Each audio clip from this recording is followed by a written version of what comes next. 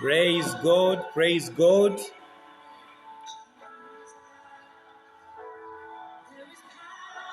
Mukama yeebazibwe abooluganda okuva yonna gy'oli gy'otuwulirira gy'otulabira.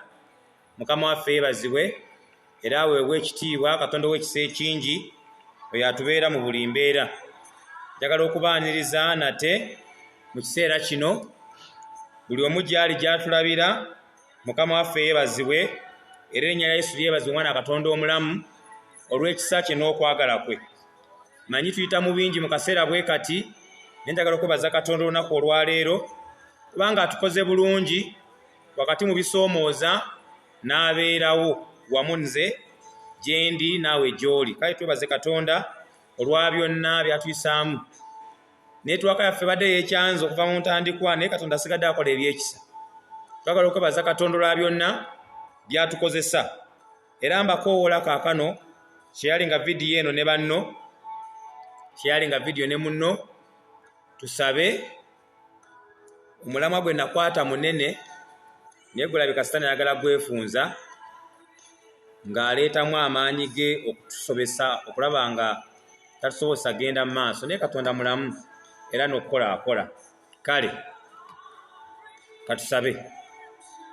Mu linnya lya Kitaffe n'ery'Omwana n'ery'Omwoyo Omutukuvu, tukwebaza nnyo Katonda waffe gwe akola ebyekisa, Katonda eyatwagala eyatumanya nga ffe tetunaba kwetegeera.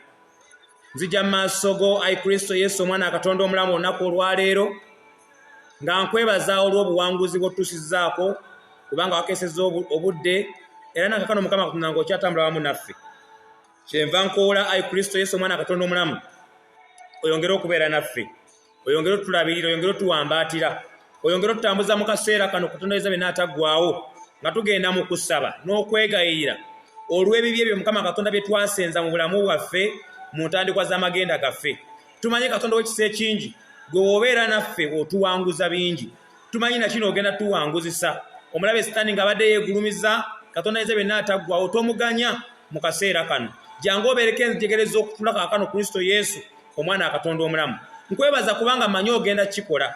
Nkwebaza kubanga mmanyi olina gw'ogenda okusumulula okuva mu kibi ekyo kye yatandika mu bulamu bwe, nga yatandika ng'asaaga, nga yatandika ng'atakitegeera, kakano nga kimufuukidde ekizibu. Kyenva nkoola Kristo Yesu Omwana Katonda omulamu gw'ayinza byonna era ataggwaawo, ojja ogulumizibwe ku mukutu guno olunaku olwaleero, ojja olabisibwe Katonda ng'owekisa ekingi era okwagala bye tugenda okwogera olunaku olwaleero, bye tugenda okukola. Sitaani atye akulabe ng'okola ebyekisa.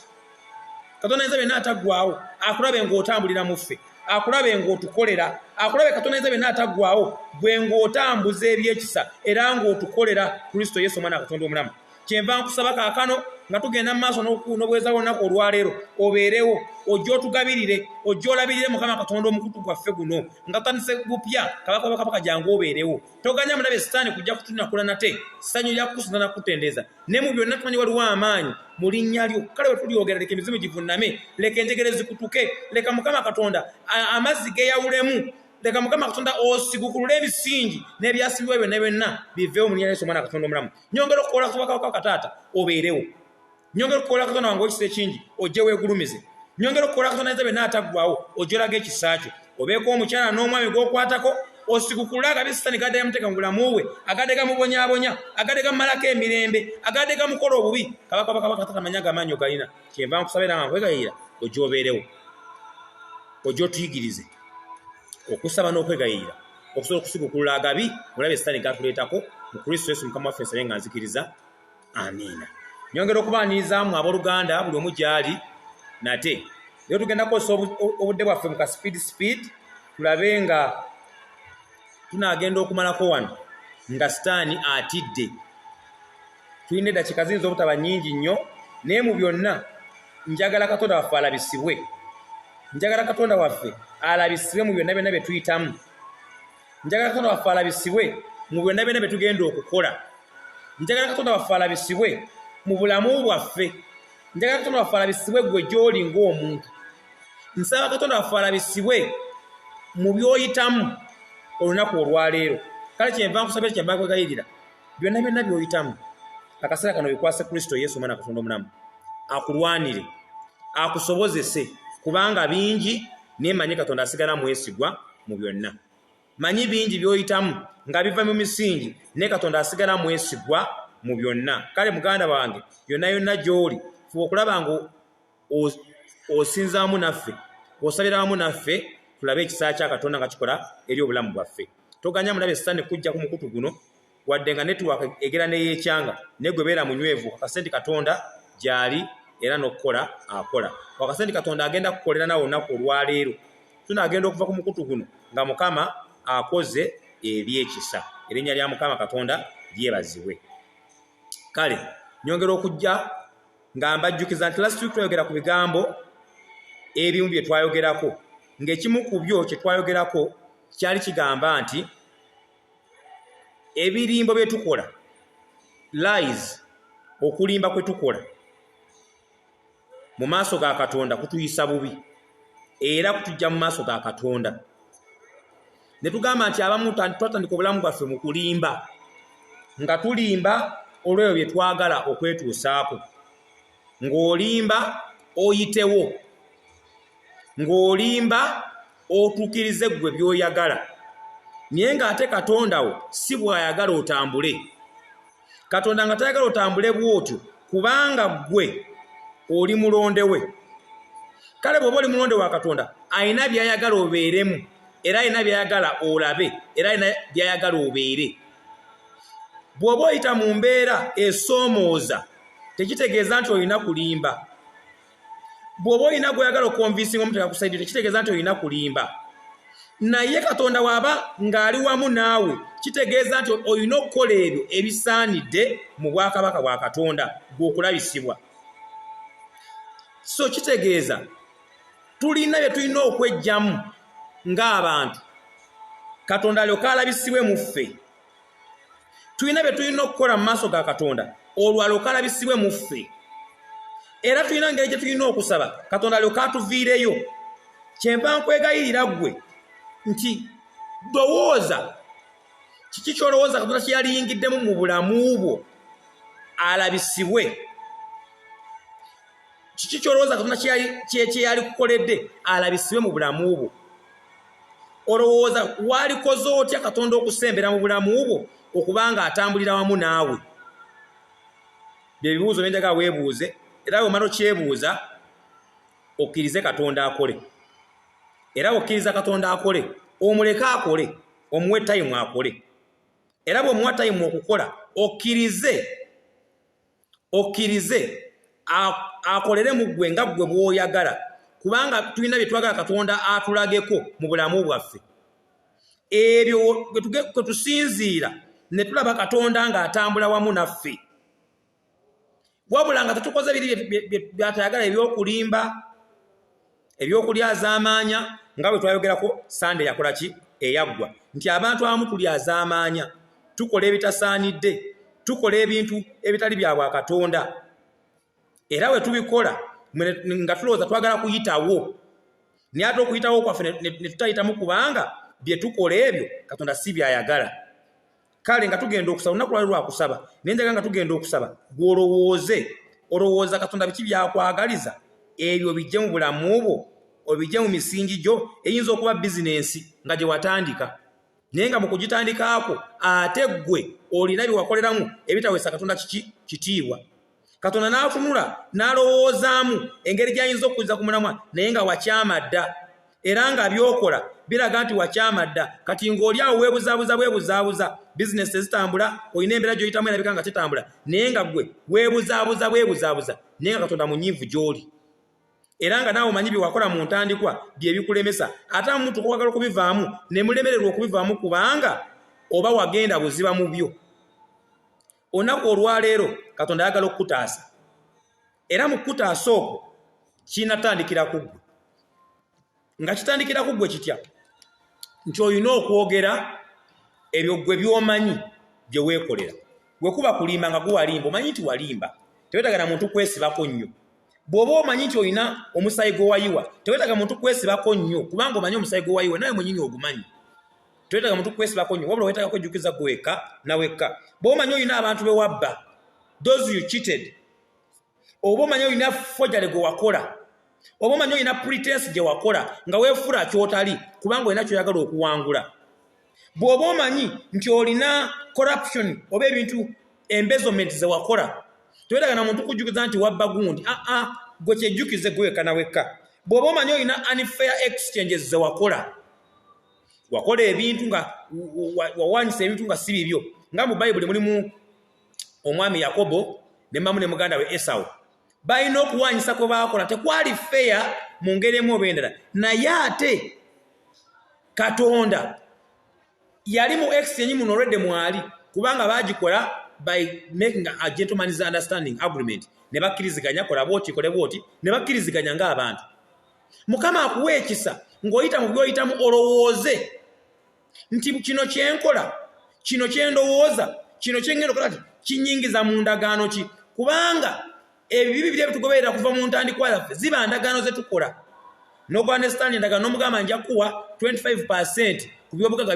bye nnina era gwe bw'omala okutegeeza bw'otyo n'olowooza nti sitaani bw'onaamutandika naye anaatuuka mu kuwona abawakisa sitaani tabawakisa gy'oli era bw'okola ebintu no byenjogeddeko wammanga oyinza okuba weefuula kyotali impersonation noyingira relationship nga weefudde kyotali Katonda n'akutunuulira ng'otandise bw'otyo olugendo lwe niye ogenda otuuka mu maaso ne kikufuukira ate ekizibu gwe yakyetandikira kati ebintu bye tulina okulowoozaako we need to think along those lines what did I do which may not have pleased my God what should I have done ekyali kisanyusiza Katonda because it's a two-way traffic what you do and what you should have done it would have made you better kyewakola ne kyewandikoze okulaba ng'obeera mu in unison with God because when we move with God it gives us the courage to look forward to fight the foundational evils so it's about you to know kiki nakola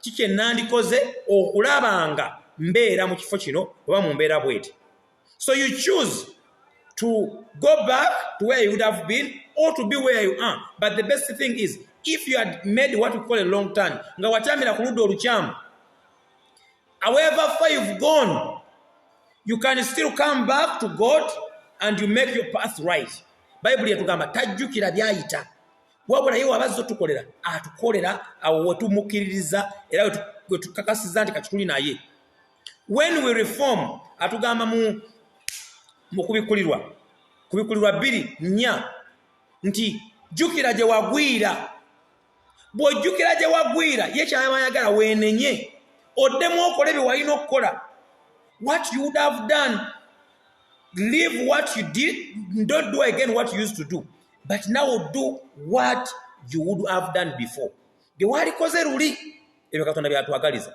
kati nze simanyi wawe wakyamira naye gwe omanyiwe wayendera omanyiwe wabbira omanyiwe walimbira omanyiwe wayiwa omusaayi waba wajjamu lubuto oba watta muntu oba wawaayo saddaaka za nte oba za mbuzi oba za nkoko awo omanyiwe wakolera emikago dark pacts emikago egy'ekizikiza n'ogenda mu ndagaano in covenant with the devil nga mu butuufu omanyi ogikola na sitaani awo omanyiwe wa pretendinga pretense and forgery ne weefuula kyotali oba n'okosa ebiwandiiko nga si byo n'oyitawo omanyiwe wakiitingira abantu wakolera bribery wakolera corruption wewaweera enguzi wabbira stealing and embezzlement wabulankanya ensimbi omanyiwo wadifayiringa emisolo notawaayo omusolo ng'olina oguwa oba no you declare less ddala bali mu business noleeta ebintu bya miliyoni 5 n'ogaba bya miliyoni 5 you declare less omusolo n'ogubba ogwa gavumenti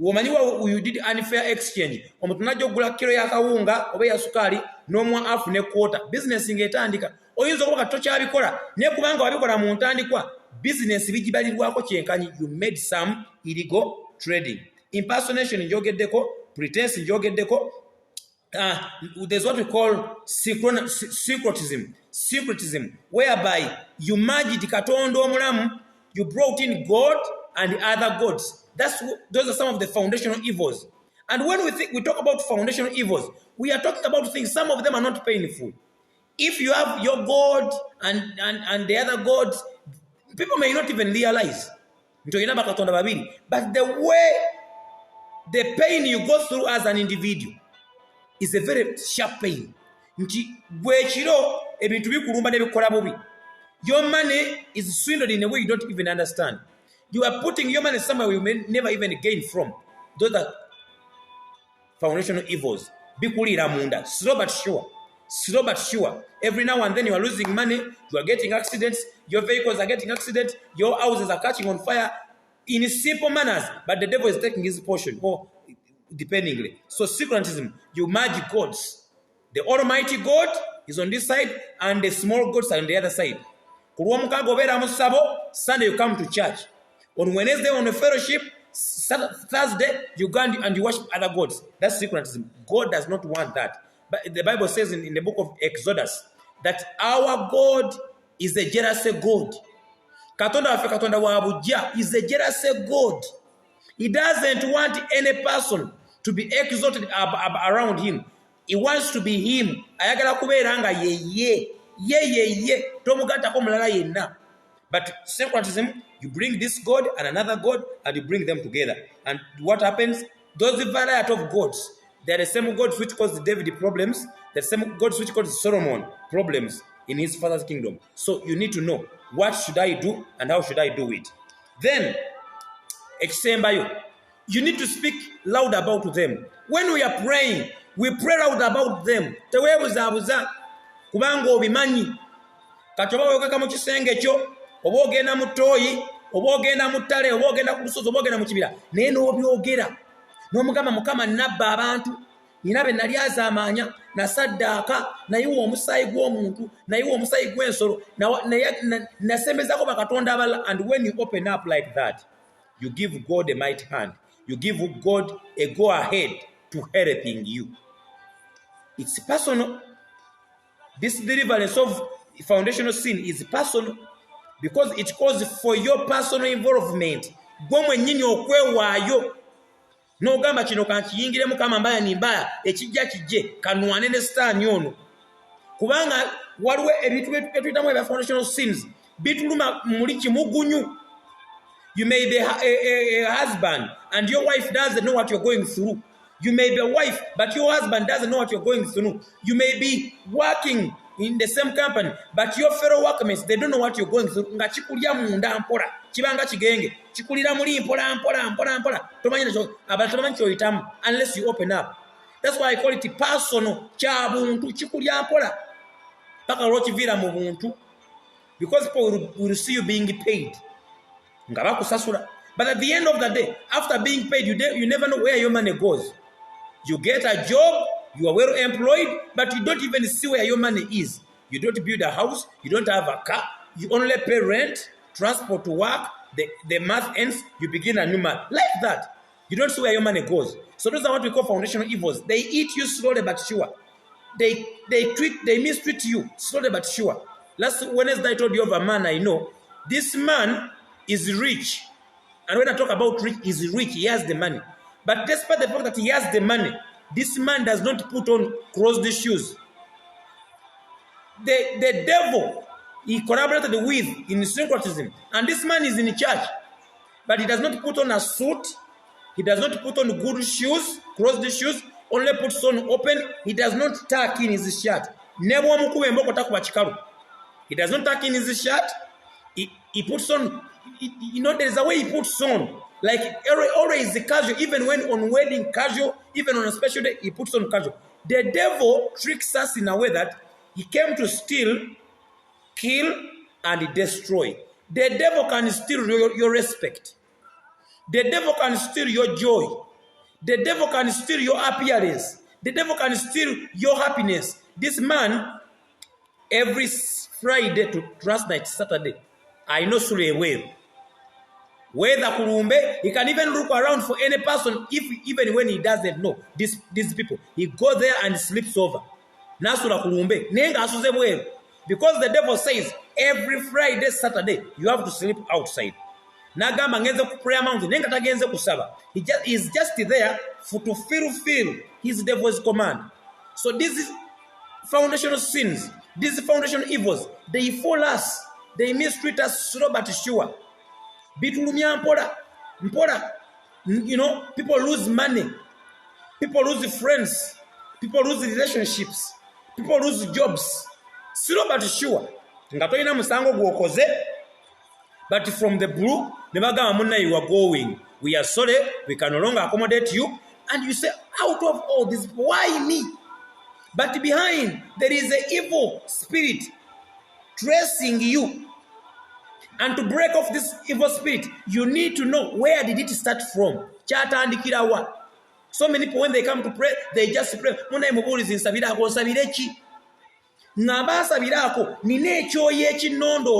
This spirit is monitoring me. We call them monitoring spirit. They keep watching you wherever you go. Why? They are in your foundations. When you read in the book of Joshua chapter 1 verse 9, the Bible tells us, God told Joshua, don't be scared. I will go with you wherever you go. Some of you, there is a devil you gave your assurance. And you told this devil, don't leave me. Wherever you go, go with me. Even when you jump on a plane, this devil will find either cloth or anything you'll go with. And this devil will touch itself there like on you. It will go with you. And remember, whenever it goes with you, the promise still recurs on with you. Bigenda nawe, erawe bigenda nawe. Necho yo chiri. Nendagano zo wakola ziri zitambula nawe. So we need to be very careful on foundational evils and foundational sins. Some of you, you are from a family whereby the father yasimu omusingi. Kati mwenga mwali abuli Bible gambecha nti batata baabwe bali emizabibu ejikawa abaana amanyo ne gabanyenyera. Their forefathers sinned, and now the children are carrying the bondage of their sins. Those are some of the foundational evils. Oli achikola ne kitambulira omu. Sometimes we call them intergeneration. Kijja kitampola. Even if you don't fight it, you who began it. Bible abaganda balina olugero gamba nti lubaale agamba bwendi tono ndikwata ki mulala. When one is dead, it finds another person to carry on the evil until someone wakes up and breaks it. My brother who's watching, I don't know where you're watching from, but it's my humble prayer today that may God give you the strength. Mukama akuwa man, you break yourself off those evils because they are very strong. They are ready to destroy your marriage. They are ready to destroy your work. It may be a lie. Ngolimba ne batakusubira kulimba. Newe buzanze ndiko kizibu ki. Nga byenno baddo bikoze bulungi. Ku last moment no take away kirimbo. Ne bamanye ekirimbo kino ne kikwononera kali yayo. It may be waliwo ebintu bimera bange byokusaka forgery. You forge, and one forgery lands you into a very big mistake. Ngochira bange ekyokusaaga manager bata sayininze tadeko stamp, and you go and you stamp on behalf of the manager. Ne bakugoba nenga mena noga ya sayininze kata. You know, some things may seemingly look simple, but because there is an evil spirit behind it, it will always hurt you, and to hurt you individually. Other people will just share in the effects, but you need to be very careful. I remember last Wednesday I told you about calling God to help us. But you have to call on God to help you. And when God comes to your rescue, please open up your heart. So many people conceal things in their hearts.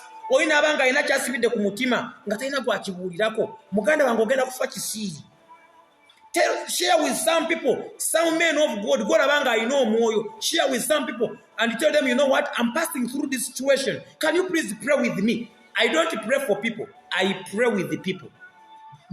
Get me clearly. And let me give you this. Stop telling people to pray for you, but learn to pray with the people. Lekera ogamba abantu okusabira. Wabula saba abantu musabeko mwenna. I'm going through this situation. Can you please pray with me? Because you may tell me to pray for you, but me, the Bible says in the book of Jeremiah, chapter 10, verse 17, that God detests the desires of our hearts to grant our prayers. When I pray for you and I don't pray with you, there is a difference. When I pray with you, we come in one accord.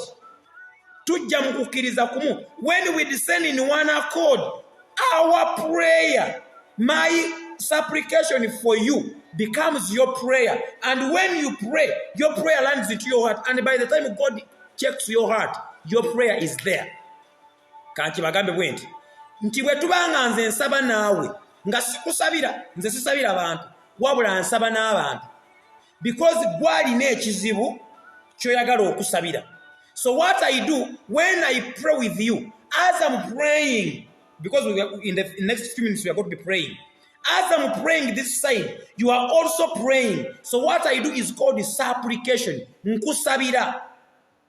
Nengamba mukama waayo gundi. Mukama gundi muteka mikono jo. Kati gwe kyoba osaba ekyo, gwe tugattira amaanyi ne tukibotola, ne tukikutula. Abantu bangi mwagala nnyo namugamba abantu nsabiraako, nkusabira eki. Never tell someone to pray for you without giving your prayer request. If you're online, I can see you are online. Please send your prayer request because in the next 5 minutes we are going to be praying. If you have anything you know, maybe into your foundation, anything, please make a comment there and we pray because in the next few minutes we are going to be praying. But I told you, call on God and tell God what evil you want Him to intervene. Bw'osoma mu Bible yomo mundagaano empya mulimu omusajja eyali alina ebizibu, yali muzibe w'amaaso. Yesu najja n'amubuuza nkukolere ki? What can I do for you? Do you think Jesus was stupid not to see that this man is blind to help him see? No, Jesus was not a fool, but he wanted this man to confess. The Bible says in Matthew 7:8, musabe muliweebwa, asaba aweebwa.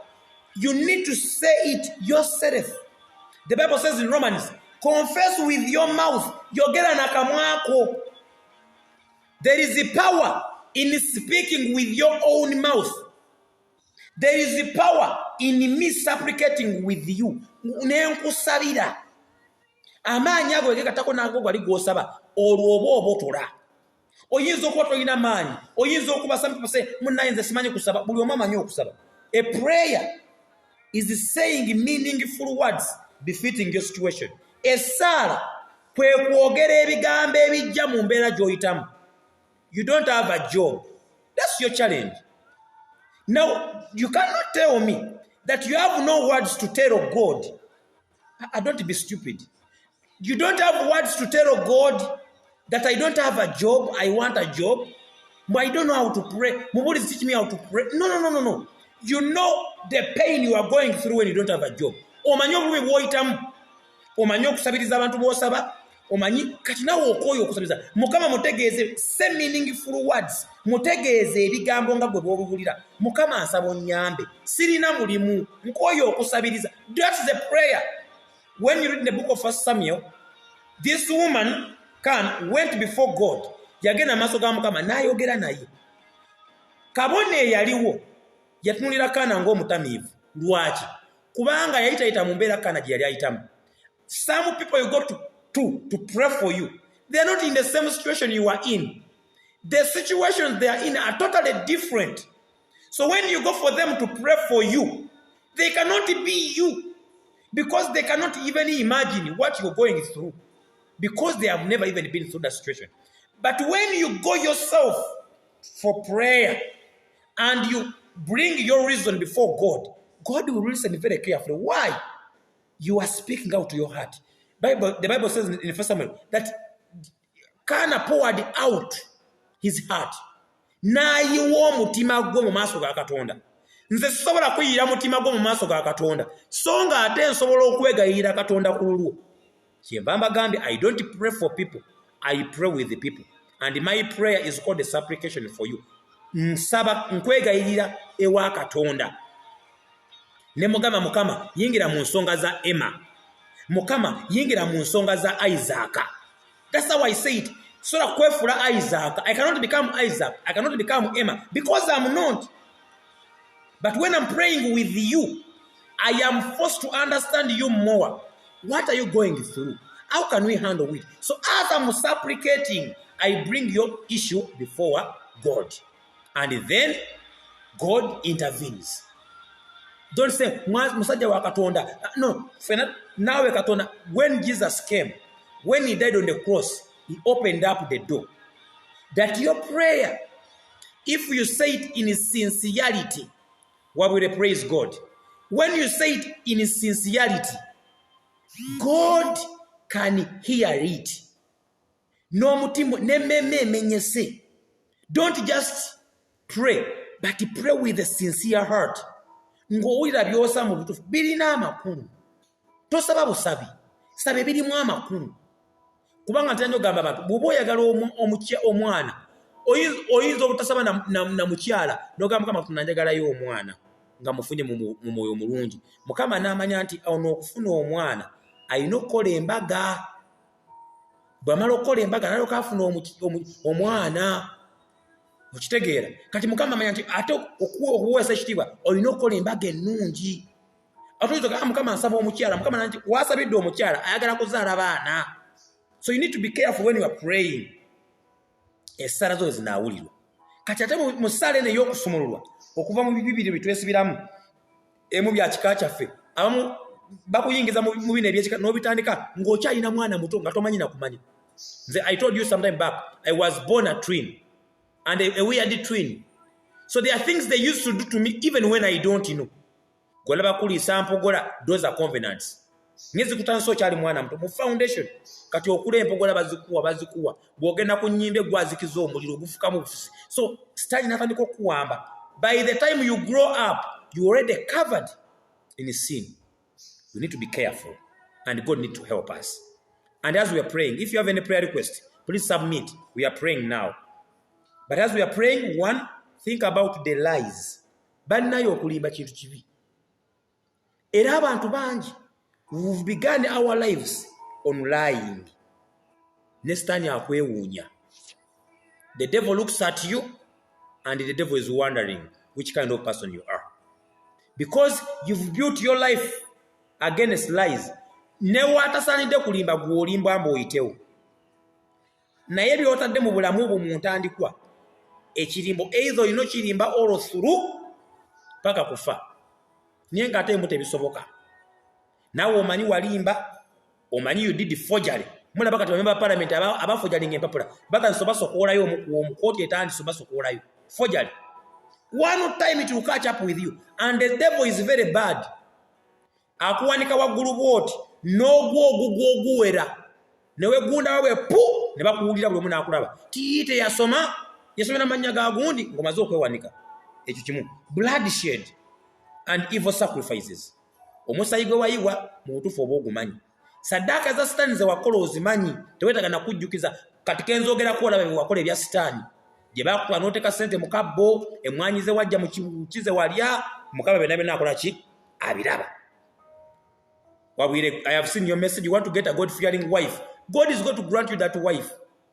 The Bible says, omusajja afuna omukazi aba afunye ekyobugagga.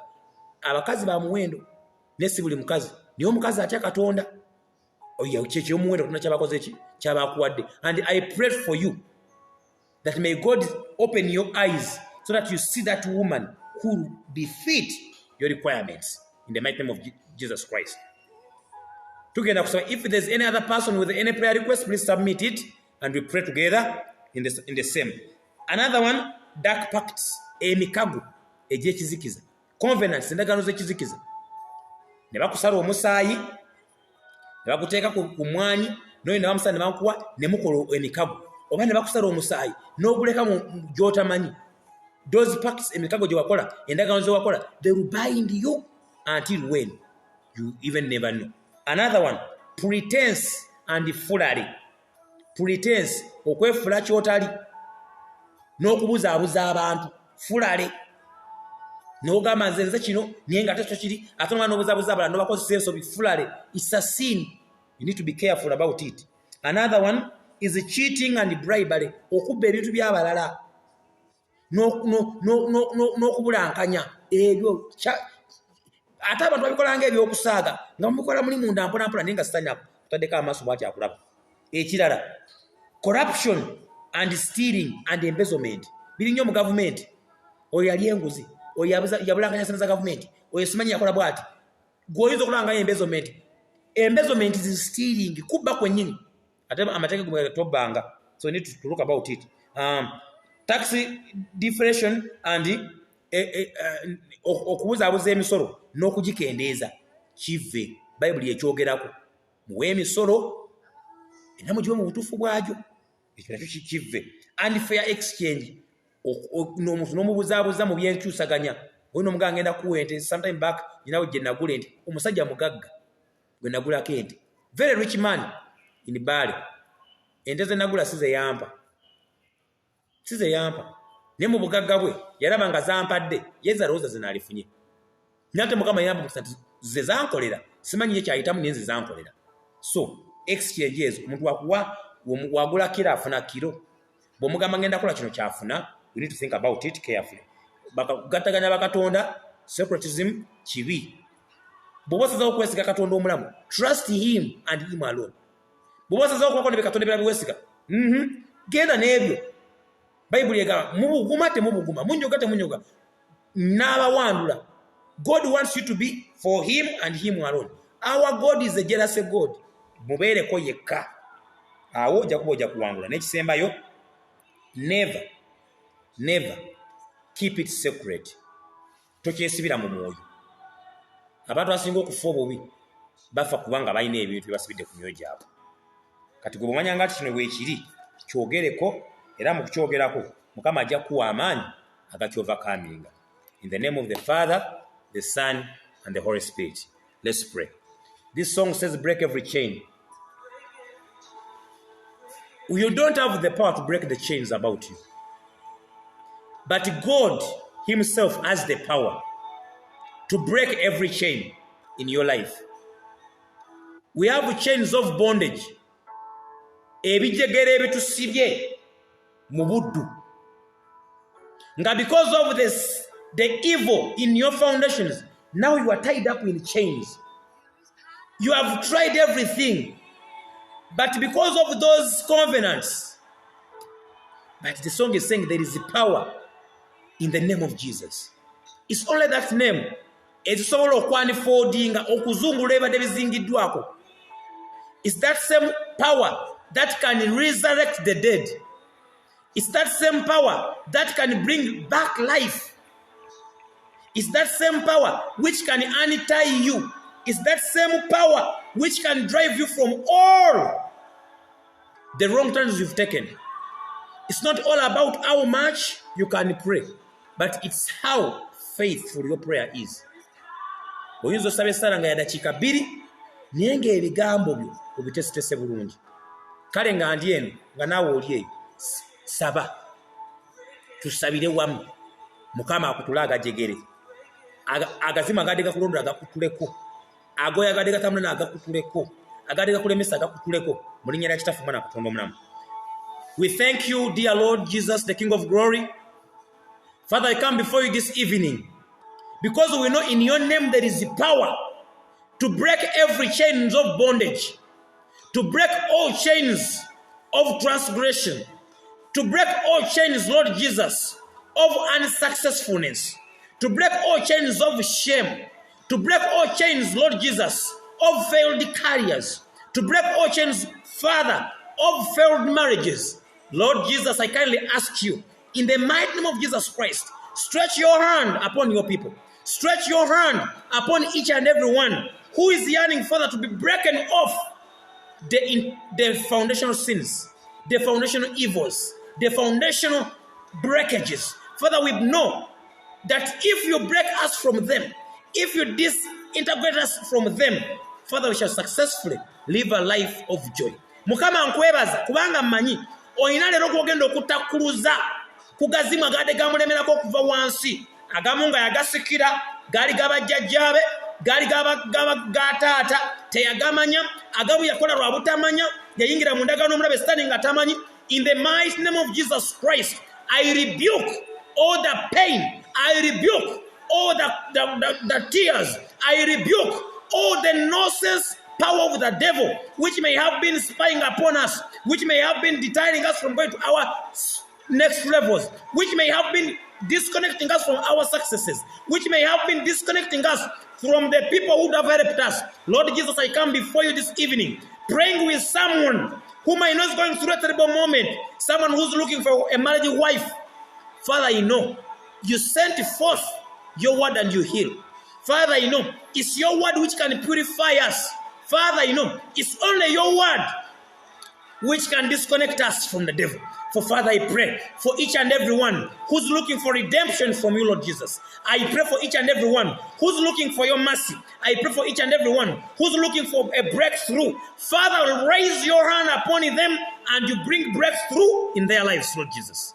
Golola omukono gwo kitange owonye. Golola omukono gwo Mukama Katonda omenyemenya agajegere g'okufa, agajegere g'okufiirwa, agajegere g'obutayitamu, agajegere g'okulemesebwa, agajegere Mukama Katonda ag'okuzibwa emabega. Jangu ogamenyemenye mu linnya lya Yesu omwana wa Katonda omulamu. Nangirira kaakano breakthroughs mu bulamu bwaffe. Abanoonya abakyala, abanoonya abaami, balaba bwe wabateekerateekera abatandika bizinesi zitambule nga temuli bulimba, temuli kubba, temuli kubuzaabuza, temuli Mukama Katonda bintu bya sitaani byonna. Abadde balina bizinesi nga sitaani yaziwamba. Mu linnya lya Yesu omwana wa Katonda omulamu, njogera obulamu mu bizinesi ezo. Nsazamu amaanyi g'okufa, nsazamu amaanyi g'okusirika, nsazamu amaanyi g'okutabulatabulwa. Era nangira mu linnya lya Yesu omwana wa Katonda omulamu, nti okuva olwaleero abo abakwesiga onaabawa amaanyi, onaasumulula, onaateekawo amagenda gaabwe, n'obalaga amagenda gaabwe amalungi, onaasumulula bizinesi zaabwe, onaasumulula obulamu bwabwe, onaasumulula amaka gaabwe, onaasumulula ebirooto byabwe. Sitaani byabadde yabba mu linnya lya Yesu omwana wa Katonda omulamu, nsindika amaanyi go gagende gabeegatteko kaakano, gano gabakutte ku bijjegere bya sitaani ebadde byabasibira wansi, ebadde byabagaana okuyitamu, ebagaana okulinnya ennyonyi, ebagaana okusinkana abantu b'obuvunaanyizibwa, ebagaana okusinkana abantu balina ebirooto byabwe. Kabaka wa bakabaka taata nkwegayirira ku lwa mukyala wange, ku lwa famire yange, ku lw'abaana bange, ku lwa fellowship eno, ku lwa baganda bange abawaddeyo okusinza nga banoonya erinnya lyo, olw'aba Mukama Katonda abakyala n'abaami abasaba nange ku ssaala eno. Kabaka wa bakabaka taata nangirira amaanyi go gagende gabasisinkane, gagende gabakomeko, ogende okwata ku sekinoomu olaga amaanyi go. Genda osisinkane Mukama Katonda bakwetaaga, genda osisinkane abakuyayaanira, genda osisinkane Katonda nze byonna ataggwawo abo bakwetaaga, obalaga amaanyi n'okusaasira, obasumulule mu linnya lya Yesu omwana wa Katonda omulamu, obalaga ekisa kyo Kabaka wa bakabaka taata. Toganya mubi kubakomako, negolola omukono gwo gwogerako mu Isaaya 5:9 teguyimpa wadde n'okuyinza ne gutayinza kulokola abantu, obeeko ne gwolokola taata. Bawo gwosinkana nga yeetaaga ensimbi, nga gusitaani kubadde gusiba ensimbi ze. Sisinkana abakyala ab'embuto abaagala okusumululwa mu linnya lya Yesu omwana wa Katonda omulamu, ntuma Mwoyo Mutukuvu agende akwate ku mbuto zaabwe abasumulule. Sumulula Mukama Katonda abali makomera, sumulula abalwadde ba pressure, sumulula abalwadde ba sukaali, sumulula abalwadde ba covid, abalina ga sickle cells. Njogera mu linnya lya Yesu omwana wa Katonda omulamu, sumulula oyo abadde abulwako ensimbi nga tamanyi na gye ziraga, omuwa omukisa. Sumulula Mukama Katonda abadde balina amayumba nga tegatambula, sumulula Mukama Katonda abadde balina bizinesi nga zikonzirye, sumulula Mukama Katonda abadde batamine mu kaseera nga balabika nga bayita mu kufa. Katonda ayinza byonna ataggwawo omwana wa Katonda omulamu, nkwegayirira olunaku olwaleero nga tusiguukulula agagooyooyo agatandika naffe obulamu bwaffe. Bayibuli yayogera mu Kubikulwa 12 nti ogusolo ne gulindirira omukyala azaale omwana gulyoke gumulye. Kabaka wa bakabaka nawe n'oteeka bamalayika okutaasa omwana oyo. Baako famire gy'otaasa, baako omukyala gw'otaasa, baako omwami gw'otaasa, baako omwana gw'otaasa, baako eggwanga ly'otaasa, baako omuntu gw'otaasa mu linnya lya Yesu Kristo omwana wa Katonda omulamu, ng'omenyamenya agajegere ga sitaani agabadde gamwefunzizza. Tunaakusinza nga Yesu kubanga otukola bulungi, tunakwebaza nga osumuludde. Nyongera okwegayirira ku lw'abantu bonna abakwetaaga baviireyo balabe ekisa kyo mu linnya lya Kitaffe n'ery'Omwana n'ery'Omwoyo Mutukuvu. Amiina. Kale n'ekisa kya Mukama waffe Yesu Kristo n'okwagala kwa Katonda n'okussa ekimu okwo mu Mutukuvu beere naffe ffenna n'eri abooluganda bonna emirembe egitaggwaawo. Amiina. Mukama abeere nammwe. Share this video and pray with me always. God will bless you. Be blessed. Bye bye.